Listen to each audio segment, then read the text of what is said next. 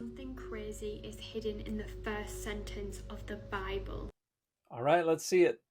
In Genesis 1:1, it says, "In the beginning, God created the heavens and the earth." Well, that's a bad translation. A better one would be when God began to create the heavens and the earth, dot, dot, dot.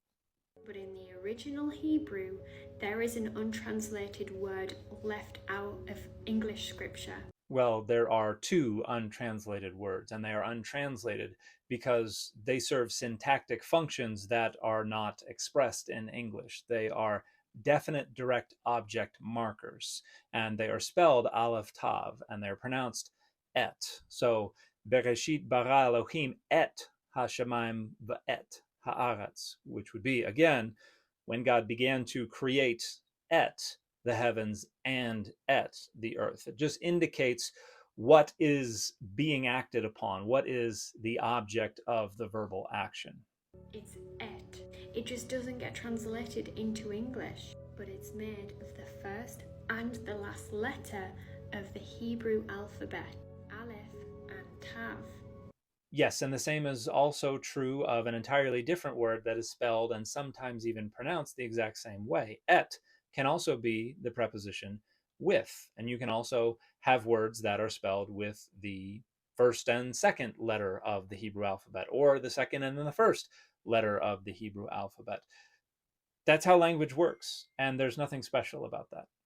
Revelation calls Jesus the Alpha and the Omega, or in Hebrew, Aleph and Tav.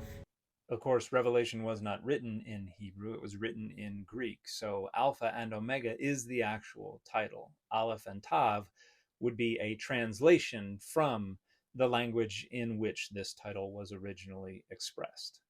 This means that Jesus was hidden in the very first sentence of Scripture.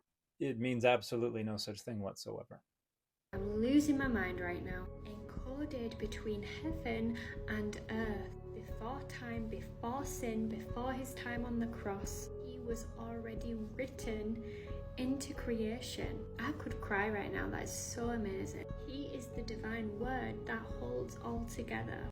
This is arbitrarily reading into the text something that is not there and was never intended or even imagined by the author or any of the audiences that existed for centuries after the composition of this text. Save this video when you need the reminder. Nah, I'm good. But the fit for this video has been the original Hulk.